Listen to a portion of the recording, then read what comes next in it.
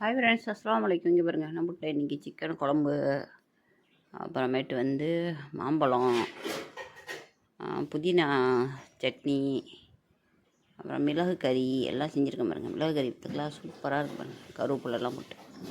இந்த மிளகு கறி இப்படி தான் இருக்கும், நல்லா புசு புசுன்னு சோர்த்திங்கலாம். மாம்பழம், புதினா மல்லி சட்னி,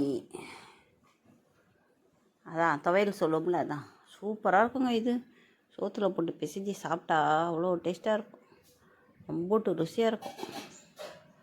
அவ்வளோதான் ஃப்ரெண்ட்ஸ், பாருங்க, வாங்க சாப்பிட்லாம். நான் சாப்பிட போகிறேன், வாங்க சாப்பிட்லாம். ஐயா சாப்பிட்டுட்டு போகிறா பாருங்க. மருந்து போட்டேன், உள்ளேருந்து வருது வெளியில்.